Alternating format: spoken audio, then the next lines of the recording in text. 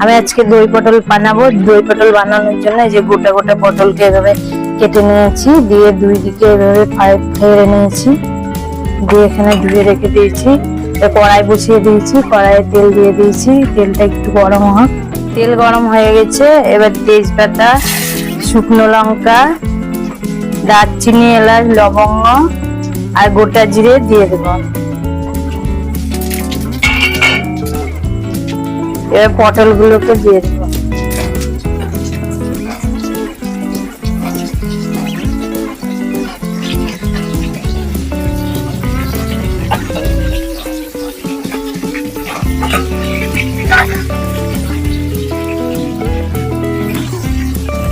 অল্প একটু লবণ দিয়ে দেবো, এতে পটলগুলো নরম হবে, লাল লাল করে ভালো করে ভাজা হবে। পটলগুলোকে ভালো করে ভেজে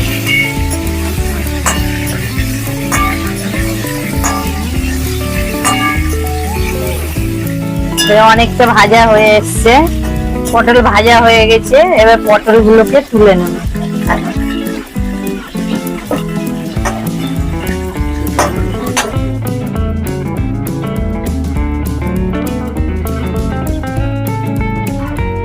এবার এই তেলের মধ্যে মশলাগুলো সব একে একে দিয়ে দেবো। এটা আদা বাটা,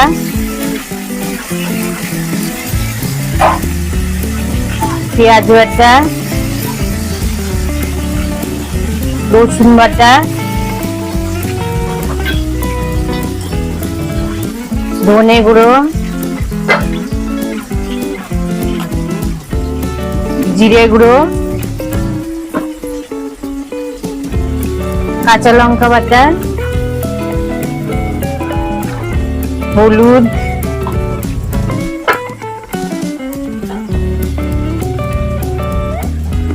লবণ,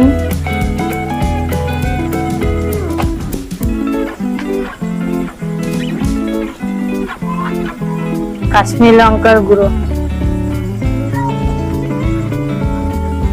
এবার একটু জল দিয়ে দেবো, জল দিয়ে মশলাগুলোকে কষিয়ে নেব। পটলটা এই তেলে ভেজে নিয়েছিলাম, ওই জন্য তেলটা একটু কালো হয়ে গেছিল। ওই তেলের মধ্যে দিয়ে দিলাম সব। মশলাটা কষা হয়ে গেছে, এবার দইটা রেখেছি, সেই দইটাকে ফাটিয়ে নিয়ে সেই দইটাকে দিয়ে দেবো।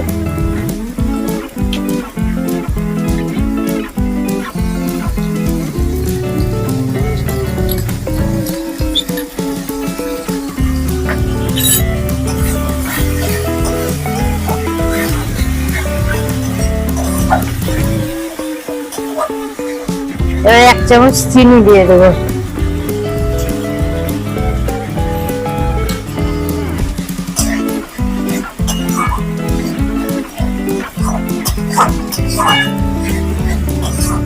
পটলগুলো সব দিয়ে দেবো।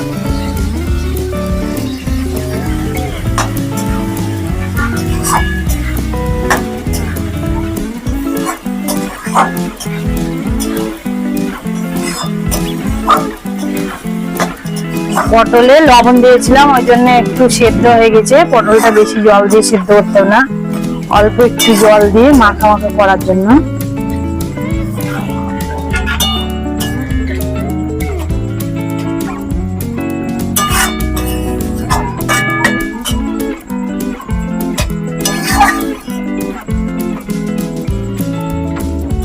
এবার হয়ে গেছে, নামানোর আগে একটু ঘি আর গরম মশলা দিয়ে নামিয়ে নেব। গরম মশলা দিয়ে দিলাম, এবার একটু ঘি দিয়ে নামিয়ে দেবো।